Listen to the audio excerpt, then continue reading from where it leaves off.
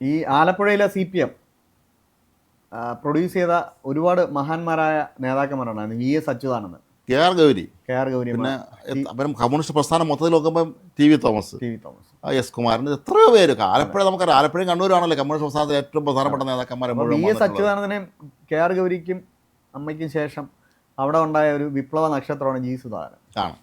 പാവപ്പെട്ട സഹാക്കളിൽ വലിയ സ്വാധീനം ഉണ്ടായിരുന്ന VS അച്യുതാനന്ദൻ എന്ന് പറഞ്ഞാൽ വടവൃക്ഷത്തിനെ പോലും വെട്ടി അരിയാൻ പറ്റിയ നേതാവാണ് G സുധാകരൻ. അല്ല, അത് നമ്മൾ മനസ്സിലാക്കണം. അത്ര ആൾ പാർട്ടിക്കുള്ളിൽ സ്വാധീനം ഉണ്ടായിരുന്നു. VS അച്യുതാനന്ദൻ എന്ന് പറഞ്ഞാൽ ഒരു വികാരമായിരുന്നു. അദ്ദേഹത്തിൻ്റെ ജന്മ ജില്ലയിൽ അദ്ദേഹത്തിന് അവസാനം എന്താണ് അടിസ്ഥാനം പോലും ഇല്ലാത്ത അവസ്ഥയിലേക്ക് മാറ്റിയത് G സുധാകരൻ എന്ന് പറയുന്ന സംഘടനാ പാഠമുള്ള വ്യക്തിയുടെ കഴിവാണ്. ഇപ്പം തന്നെ CPMൻ്റെ ഏറ്റവും വലിയ നേതാവെന്ന് പറഞ്ഞാൽ CPMൻ്റെ ജനറൽ സെക്രട്ടറിയാണ്. ഈ MA ബേബിയെ കണ്ടെത്തിയതും MA ബേബിക്ക് ഒരു അസാധാരണ മികവുണ്ടെന്ന് മനസ്സിലാക്കിയതും ബേബി തന്നെ സുധാകരൻ സാറെന്നേ വിളിച്ചിരുന്ന G സുധാകരനാണ്.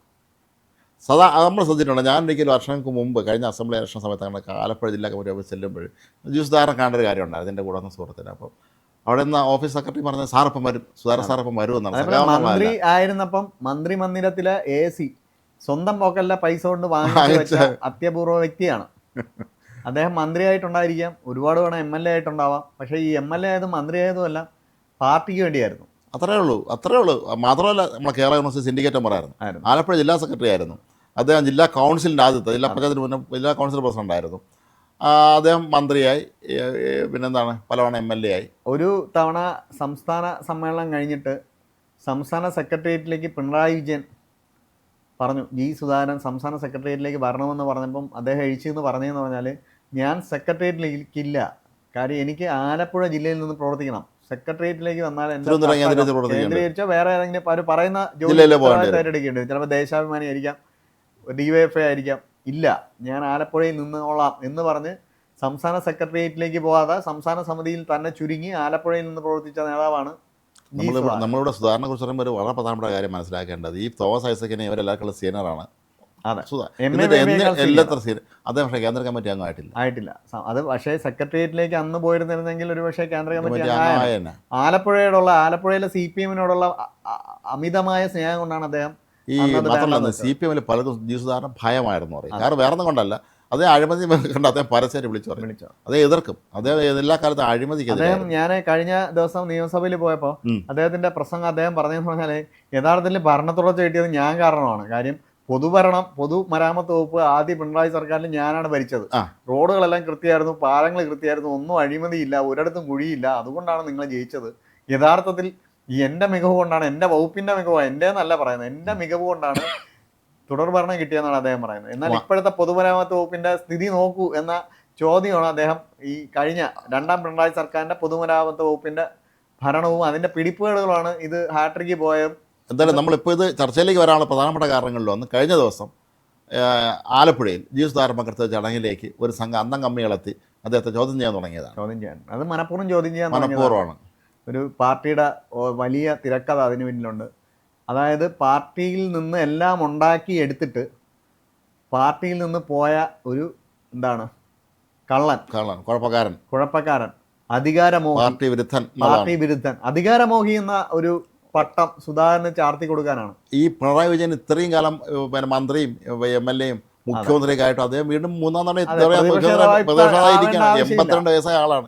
അങ്ങനത്തെ ഒരാളിനെ അവിടെ ഉള്ളപ്പോഴാണ് അങ്ങനത്തെ ഒരാളിനെ നേതാവായി അംഗീകരിക്കുന്ന ഒരു അണി പറയാണ് സുധാകരൻ അധികാരമോഹിയാണെന്ന്. നിങ്ങളെ കണ്ടല്ലേ, ഒരാളൊന്ന് ചൂടാവുന്ന കണ്ടില്ലേ? സുധാകരൻ കൃത്യമായിട്ട് മറുപടി പറയുന്നുണ്ട്, നിങ്ങളെ ഞങ്ങളെ സാറേന്ന് വിളിച്ചു എന്നൊക്കെ പറഞ്ഞാൽ അതിലൊരു പ്രശ്നമുണ്ട്.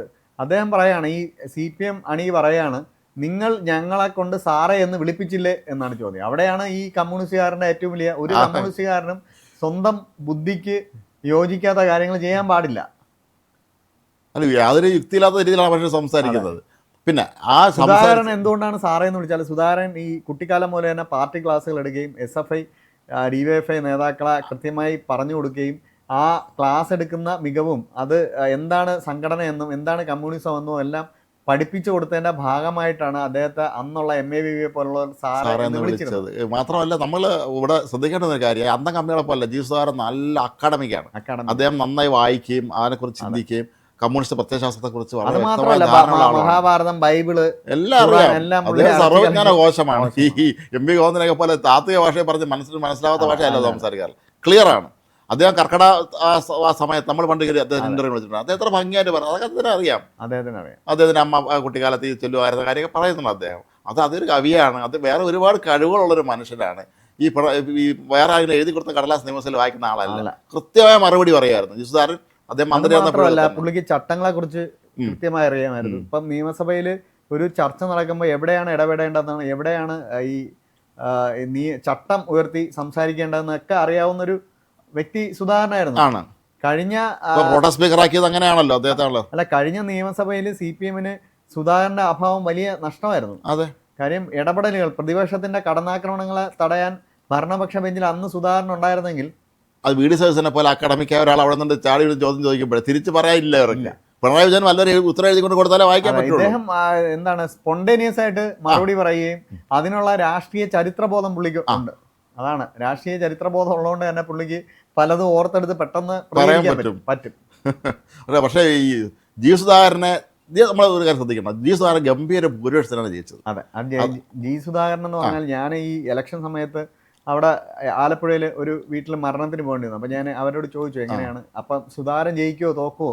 നമ്മൾ മുഖ്യധാരാ മാധ്യമങ്ങളൊക്കെ നോക്കിയാൽ സുധാകരൻ ജയിക്കില്ല എന്നാണ് പറയുന്നത്. അപ്പം സുധാകരൻ വിമതനാണ്, ജയിക്കത്തില്ല എന്നാണ്. പക്ഷേ അവിടെ ഉണ്ടായിരുന്ന ആളുകൾ, സാധാരണ തൊഴിലാളികളൊക്കെ അന്ന് എൻ്റെ അടുത്ത് പറഞ്ഞു സുധാകരൻ സാർ ഒരു 30,000 വോട്ടിന് ജയിക്കുമെന്ന് പറഞ്ഞു. ഞാൻ ചോദിച്ചു ഇത് 30,000 വോട്ടെന്ന് പറഞ്ഞാൽ വലിയ ഭൂരിപക്ഷമല്ലേ CPM-ന്റെ പുള്ളി 30,000 വോട്ടിന്. ഞാൻ ചോദിച്ചു എങ്ങനെ ജയിക്കും? അപ്പോൾ പറയുന്നത് നമുക്കെല്ലാം ചെയ്തു തരുന്നത് സുധാകരൻ സാറല്ലേ സാറേ, പിന്നെ സുധാകരൻ സാറിനല്ലാതെ നമ്മൾ ആര് വോട്ട് ചെയ്യും? നമുക്കൊരു പ്രശ്നം ഉണ്ടെങ്കിൽ ഓടിപ്പോകുന്നത് സുധാകരൻ സാറിന്റെ വീട്ടിലല്ലേ. നമുക്കറിയാവുന്ന വീട്ടിലൊരു അതെ, അവര് അന്ന് പറഞ്ഞ കുറച്ച് കാര്യങ്ങൾ കൂടെ ഉണ്ട്. ഒന്നെന്ന് പറഞ്ഞാൽ രമേശ് ചെന്നിത്തല ഭൂരിപക്ഷം 10,000 വോട്ട് കൂടും സുധാകരൻ സാർ കാരണം. കായംകുളത്ത് ലിജു ഉറപ്പായിട്ട് ജയിക്കും. ആലപ്പുഴയിൽ MD തോമസ് ജയിച്ചിരിക്കും. ഞാൻ പറഞ്ഞ ആലപ്പുഴയിൽ MD തോമസ് ജയിക്കുമോ? ജയിച്ചിരിക്കും. അതാണ് സുധാകരൻ സാറ്. കുട്ടനാട് MLA സുധാകരനെ പരിഹസിക്കുകയൊക്കെ ചെയ്തിട്ടുണ്ട്. പക്ഷേ സുധാകരൻ എന്ന് പറഞ്ഞാൽ വ്യക്തിയുടെ എഫക്റ്റ് കുട്ടനാടിൽ ആഞ്ഞടിച്ചിട്ടുണ്ട്. കായംകുളം, കുട്ടനാട്, അമ്പലപ്പുഴ, ആലപ്പുഴ ഈ 4 നിയോജക മണ്ഡലങ്ങളിലും വളരെ അടിത്തട്ടിൽ വേരുകളുള്ള നേതാവാണ്. അല്ല, അതാണ് കാര്യം. സുധാകരന് ഇവരെ ഈ എന്താണ് KK രാജേഷിനൊക്കെ അപേക്ഷിച്ചുള്ള ഒരു വ്യത്യാസം, സുധാകരൻ താഴെത്തട്ടിൽ നിന്ന് പ്രവർത്തിച്ചു. ഞാൻ പറഞ്ഞ ഒരു മണ്ഡലത്തിലല്ല, ആലപ്പുഴയിലെ 4 നിയമസഭാ മണ്ഡലം, കായംകുളത്തും അമ്പലപ്പുഴയിലും ആലപ്പുഴയിലും പിന്നെ ഹരിപ്പാടും കുട്ടനാടും 5. ഹരിപ്പാട് രമേശ് ചെന്നിത്തലയാണ്. ഈ 5 മണ്ഡലങ്ങളിലും നിയമസഭാ മണ്ഡലങ്ങളിലും അതിശക്തമായ വേരുകളുള്ള, അതിശക്തമായ സ്വാധീനം. ഈ 5 മണ്ഡലങ്ങളിൽ എവിടെ നിന്നാലും സുധാകരൻ ജയിക്കും. ഒരുപക്ഷെ ഹരിപ്പാട് രമേശ് ചെന്നിത്തല മത്സരിക്കുമ്പോൾ നമുക്ക് പറയാൻ പറ്റത്തില്ല. പക്ഷെ ബാക്കി 4 മണ്ഡലങ്ങളിൽ എവിടെ നിന്നാലും സുധാകരൻ കായംകുളത്ത് MLA ആയിരുന്നിട്ടുണ്ട്. സുധാകരനെ സംബന്ധിച്ചിടത്തോളം അദ്ദേഹത്തിന് താഴെ തട്ടുവാൻ നല്ല ബന്ധമാണ്. സ്കൂളിലൊക്കെ പോയിട്ട് ഇത്തരം ചീപ്പ് ഷോള് കാണിക്കുന്നു. ചീപ്പ് ഷോള് കാണിച്ചിട്ട് ഈ ചില നമ്മൾ CPM-ന്റെ ഒരു ഭയങ്കര മുഖമാണെന്ന് അറിയപ്പെടുന്നവർ പോലും ഇതിനെ പോസ്റ്റ് ചെയ്തിട്ട് പ്രോത്സാഹിപ്പിക്കുകയാണ് അദ്ദേഹത്തെ.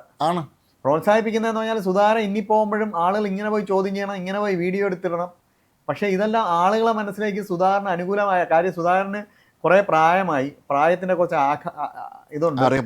കാല് ആക്സിഡന്റ് പറ്റി കിടന്നിട്ട് അതിന് പൂർണ്ണമായി അദ്ദേഹം ആ ഒരു വയസ്സുകാലത്ത് വീണാലുണ്ടാവുന്ന പ്രശ്നങ്ങളുണ്ടല്ലോ, അത് അതിജീവിച്ചിട്ടില്ല. എന്നിട്ടും വളരെ ശക്തമായ പൊതുപ്രവർത്തനം നടത്തുന്നതിന്റെ ഫലമായിരുന്നു അദ്ദേഹത്തിന്റെ 30,000 വോട്ടിന്റെ വിജയം. അദ്ദേഹം CPM-ന്റെ പടക്കുതിര ആയപ്പോൾ പോലും ഇത്രയും ഭൂരിപക്ഷം ജയിച്ചിട്ടില്ല. അതാണ് ശ്രദ്ധിക്കേണ്ടത്. അദ്ദേഹം CPM സ്ഥാനാർത്ഥിയായിരുന്ന കാലത്ത് പോലും ഇത്രയും വോട്ടിന് ജയിച്ചിട്ടില്ല. അപ്പൊ ആലപ്പുഴ CPM-ന്റെ വോട്ടുകളെ അപ്പാടെ സുധാകരൻ കൊണ്ടുപോയെന്നുള്ളതാണ്.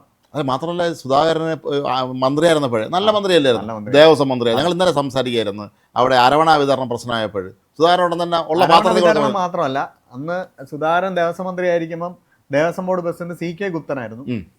അദ്ദേഹത്തിന് ദേവസ്വം ബോർഡ് മന്ത്രി ആയപ്പോൾ തന്നെ മനസ്സിലായി അവിടെ കുറച്ച് പ്രശ്നങ്ങളുണ്ട്, ഇത് നേരെ ആക്കിയേ പറ്റൂ. അദ്ദേഹം വേറെ ഒന്നും ആലോചിച്ചില്ല. അപ്പം തന്നെ K. ജയകുമാറിനെ സ്പെഷ്യൽ കമ്മീഷണറായിട്ട് അസാധാരണമായ നിലയിൽ നിയമിക്കുകയും K. ജയകുമാറിന് പൂർണ്ണ അധികാരം കൊടുക്കുകയും പോയി നന്നാക്കിക്കൊള്ളാൻ പറയുകയും ചെയ്തിട്ട് ദേവസ്വം ബോർഡിനെ അപ്രസക്തമാക്കിക്കൊണ്ട് ദേവസ്വം ഭരണം നേരിട്ട് ഭരിച്ചില്ല. അദ്ദേഹം നേരിട്ട് നിരീക്ഷിക്കുകയും ശബരിമലയിലെ അഴിമതിയെയും ശബരിമലയിലെ കെടുകാര്യസ്ഥതയും എല്ലാം ഇല്ലാതാക്കി. പോലീസുകാർക്ക് ഭക്തന്മാരെ അടിക്കാൻ പറ്റൂലായിരുന്നു അന്ന്. അടിച്ചാൽ അവിടെ ജയകുമാറുണ്ട് ചോദിക്കാൻ, അവിടെ നടപടി എടുക്കാൻ. പോലീസിന് മുകളിലാണല്ലോ ഈ പാർട്ടിക്ക് എന്താണ് സംഭവിച്ചതാണ് ഞാൻ ആലോചിക്കുന്നത്. പണ്ടത്തെ നേതാക്കന്മാർ ചിരിക്കുന്ന നേതാക്കന്മാർക്ക് ഇത്ര കണ്ടിട്ടുള്ള EMS രാധാകൃഷ്ണനുടെയൊക്കെ നായനാരൊക്കെ. അത് കഴിഞ്ഞപ്പോൾ ചിരി പോയി. VS-ന്റെ ചിരി പോലെ എത്ര രസമുള്ള ചിരി. ഇവരാരും ചിരിക്കില്ല. ശബരിമലയെ പലപ്പോഴും CPM വളരെ ഗൗരവത്തിലെടുത്തിട്ടുള്ള സ്ഥലമാണ്. അങ്ങനെ വളരെ ഗൗരവത്തിലെടുത്ത ഒരാളാണ് ജി സുധാകരൻ. അതേപോലെ അവിടെ ശബരിമലയിൽ പോകുന്ന ഒരു റോഡിന്റെ പേര് തന്നെ ചന്ദ്രാനന്ദൻ റോഡെന്നാണ്. പി കെ ചന്ദ്രാനന്ദൻ കമ്മ്യൂണിസ്റ്റ് നേതാവായിരുന്നു. അതായത് രാഷ്ട്രീയക്കാരന്റെ പേര് അല്ല, ഞാൻ പറഞ്ഞ വ്യക്തികളുടെ പേരിൽ ശബരിമലയിലുള്ള ഏക റോഡ് ചന്ദ്രാനന്ദൻ റോഡാണ്. ബാക്കിയുള്ള സ്വാമി അയ്യപ്പൻ റോഡ് ഒക്കെയാണ്. മെർലാൻഡ് പി സുബ്രഹ്മണ്യൻ റോഡ് വെച്ചെങ്കിൽ അതിന് പേരിട്ടിട്ടില്ല. ചന്ദ്രാനന്ദൻ റോഡ് എന്ന് പറഞ്ഞാല് ഒരു കമ്മ്യൂണിസ്റ്റിന്റെ പേരാണ് ചന്ദ്രാനന്ദൻ. ആലപ്പുഴ ജില്ലാ സെക്രട്ടറി ആയിരുന്ന കമ്മ്യൂണിസ്റ്റ് സമകാലികനായിരുന്ന ആളാണ് അദ്ദേഹം. വലിയ പി കെ ചന്ദ്രാനന്ദൻ വലിയ നേതാവായിരുന്ന ആളാണ്. അങ്ങനെ ചന്ദ്രാനന്ദന്റെ പൈതൃകം മനസ്സിലാക്കി ശബരിമലയിൽ അതിശക്തമായ ഇടപെടൽ നടത്തിയ വ്യക്തിയാണ് ഈ സുധാകരൻ. അങ്ങനെ പൊതുമരാമത്തിനെയും ദേവസ്വം ബോർഡിനെ രണ്ട് വളരെ പ്രശ്നം പിടിച്ച വകുപ്പുകളാണ് വളരെ നേരെ ഭരിച്ച ഒരു മന്ത്രിയാണ് സുധാകരൻ. അതിലെ പിഴപിടി മന്ത്രി ആയിരുന്നിട്ട് അഴിമതിയുടെ സുധാകരന്റെ നേട്ടങ്ങളിൽ ഞാനിത് കാണുന്ന ഒരു സാധനമുണ്ട്. കേരളത്തിൽ ടോളുകളുണ്ട്.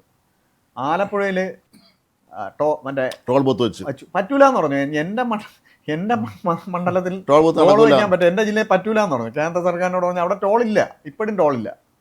അപ്പോൾ എന്തായാലും സുധാകരൻ്റെ പുറകെ നടന്ന് അദ്ദേഹത്തെ വളഞ്ഞിട്ട് ഈ എന്താണ് ആക്രമിക്കാൻ നടത്തുന്ന അല്ലെങ്കിൽ റെക്കോർഡ് ചെയ്തത് സോഷ്യൽ മീഡിയയിൽ കാണിക്കാനുള്ള ശ്രമം ഉണ്ടല്ലോ. ഇത് തിരിച്ചടിയാവുള്ളൂ. അത് നിങ്ങൾ ഇനിയെങ്കിലും ജനഹിതം മനസ്സിലാക്കുക. CPM-ൽ എന്നതിനേക്കാളും വലിയ ഭൂരിപക്ഷം നേടിയാണ് ജി സുധാകരൻ തവണ ജയിച്ചത്. സുധാകരന് ജനങ്ങൾക്ക് വേണം, സുധാകരൻ ജനങ്ങൾക്ക് ഇഷ്ടമാണ്. ആ ജനഹിതം അംഗീകരിക്കുന്നില്ല. കിട്ടുന്നതെന്ന് പറയുന്നത് കുഞ്ഞാലിക്കുട്ടി വേറൊരു രാജ്യത്ത്, വേറൊരു രാജ്യമല്ല, വേറൊരു ലോകത്ത് രാജ്യം ഉദ്ദേശിച്ച അതാണ്, വേറൊരു ലോകത്ത്. ഞാൻ പറഞ്ഞ മനസ്സിലായില്ല. അവിടെ പിന്നെ കുഞ്ഞാലിക്കുട്ടിയൊക്കെ പരാജയപ്പെടും 2006 മാത്രം. അത് അന്ന് പ്രത്യേക സാഹചര്യം. അതിന്റെ ആ സ്ഥലവും ഈ ആലപ്പുഴയിലെ ഈ അമ്പലപ്പുഴയുമായൊക്കെ അല്ല, ഇവര് പലപ്പോഴും പറയുന്നത് വിഡ്ഢിത്തങ്ങളാണ് അവർ പറയാറുള്ളത്. അതാണ് എന്റെ പ്രധാനപ്പെട്ട കാര്യങ്ങളിലൊന്നും. എന്തായാലും സുധാകരന്റെയാണ് ഈ നിയമസഭാ തെരഞ്ഞെടുപ്പിലെ വിസ്മയകരമായ വിജയം. അത് വിസ്മയം തന്നെയായിരുന്നു. അതെ, പയ്യന്നൂരിലും തളിപ്പറമ്പിലും വിസ്മയം ഉണ്ടായി. അതേപോലെ സുധാകരനായിരുന്നു ഈ തെരഞ്ഞെടുപ്പിലെ യഥാർത്ഥ വിസ്മയം. സുധാകരന്റെ സ്ഥാനാർത്ഥി പ്രഖ്യാപനമാണ് പയ്യന്നൂരിലും തളിപ്പറമ്പിലും പോലും വലിയ രീതിയിൽ പ്രചോദനമായതും പിന്നീട് ചലനങ്ങൾ ഉണ്ടാക്കിയത്. എൻ്റെ അടുത്ത് ഒരു കോൺഗ്രസ് നേതാവ് തന്നെ പറഞ്ഞതെന്ന് പറഞ്ഞാൽ KC വേണുഗോപാൽ കുറച്ചും കൂടെ ശ്രദ്ധിച്ചു തന്നെ കൊട്ടാരക്കരയും പിടിക്കാമായിരുന്നു എന്നുള്ളതാണ്. അദ്ദേഹം കൂടുതലായിട്ട് ഇങ്ങോട്ട് ശ്രദ്ധിച്ചു, അവിടെ ശ്രദ്ധിച്ചില്ല എന്ന് പറയുന്ന ഒരു. എന്തായാലും സുധാകരനെ നേരിടാൻ വേണ്ടി നടത്തുന്ന ഈ വൃത്തികെട്ട നീക്കങ്ങൾ ഇത് തിരിച്ചടിയാവുകയേ ഉള്ളൂ. എരുതിയിൽ എണ്ണ ഒഴിച്ചതുപോലെ അവൾ നിങ്ങൾ ആ ജനങ്ങൾക്ക് മുന്നിൽ നാറി നിങ്ങളെ വേണ്ട എന്ന് പറഞ്ഞിരിക്കുന്ന സാഹചര്യത്തിൽ ജനങ്ങൾ അംഗീകരിച്ച ജീവിതത്തിൽ അഴിമതിയുടെ കറ പുരളാത്ത ഒരു മനുഷ്യനെ ഇമാതിരി അവഹേളിക്കാൻ നടന്നാൽ അത് നിങ്ങൾക്ക് തിരിച്ചടിയാവുക. ഒരുപക്ഷെ ഇത്തവണത്തോടെ മത്സരത്തോടെ ചിലപ്പോൾ മത്സരം തന്നെ നിർത്തിയേക്കാം. പാർട്ടിയെ തോപ്പിക്കണം. ഒരു പ്രത്യേക സാഹചര്യത്തിൽ ഞാനൊരു ജനകീയനാണെന്ന് പാർട്ടിയെ ബോധ്യപ്പെടുത്താൻ വേണ്ടി മത്സരിച്ചാണ്. അതിൽ അദ്ദേഹം ജയിച്ചു. പക്ഷെ ഇനിയും ഇവരിങ്ങനെ തുടങ്ങിയാൽ വീണ്ടും അദ്ദേഹം അതിന്റെ എഫക്റ്റ് വീണ്ടും ഉണ്ടാവും.